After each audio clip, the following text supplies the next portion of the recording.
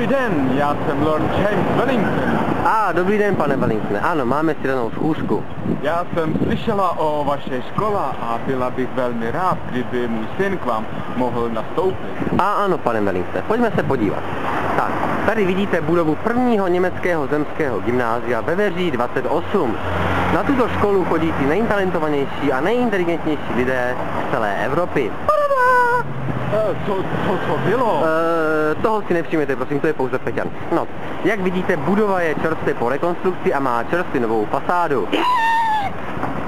A to je tady normální? Toho si nevšimněte, to je Peťan. Víte co, pojďme se podívat dovnitř. A teď jsme v budově prvního německého zemského gymnázia. Oh, it's lovely. Ano, toto je hlavní vestibul. Tudy denně projdou stovky studentů dychtících po znalostech. Kdo to byl? Toho si prosím nevšimejte, to je pouze Peťan. Víte co, pokračujeme do jídelny.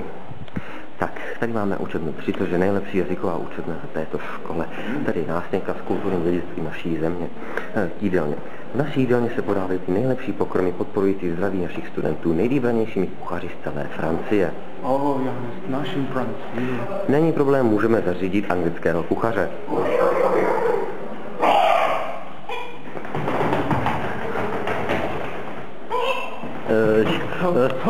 Toho si nevšimněte, to je náš Peťan.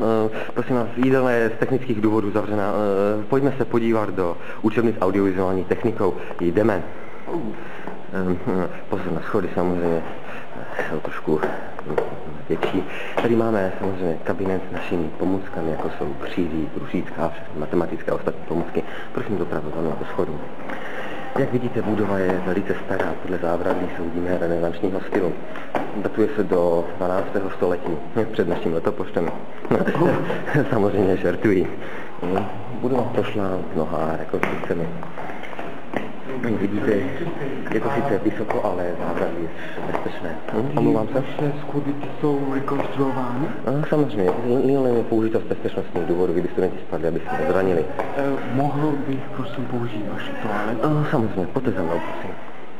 Tady vidíte, všude máme nápojové koutky, kde se studenti mohou napít, aby celý den netrpěli žízní. Tady máme záchody, prosím. Máš po vás. Děkuji.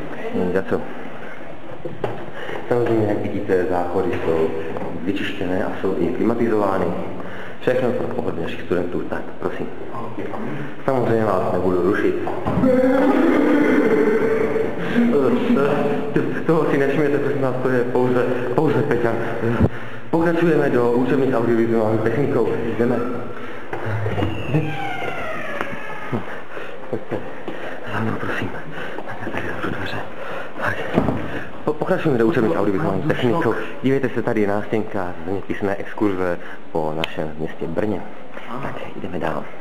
Vy často pořádáte takové zájezdy? Aha, samozřejmě, naše škola neustále někam cestuje. Tady víte, naše škola mají několik pater. Tak tady vidíte, tady máme únikový východ, samozřejmě nehrozí tady žádné emergency exit. Emergency exit, ano, přesně tak. Tady všude máme křesla pro pohodlí našich studentů.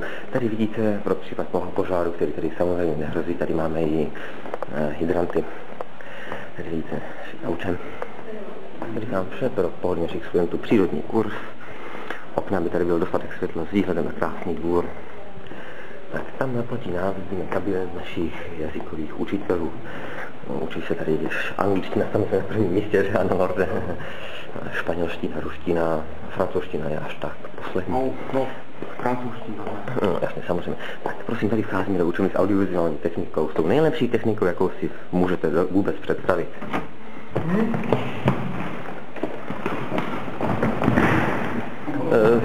Na této škole snad smípí? Prosím, toho si nevšímejte, to je náš Peťan. Prosím vás, pokračujeme do relaxační zóny, kde všechno v klidu probereme. Jdeme. No. Tak. Tady vidíte další vývoj architektonických stylů, aby se naši studenti vzdělávali i o přestávkách. No. Jak vidíte, venku je krásné počasí.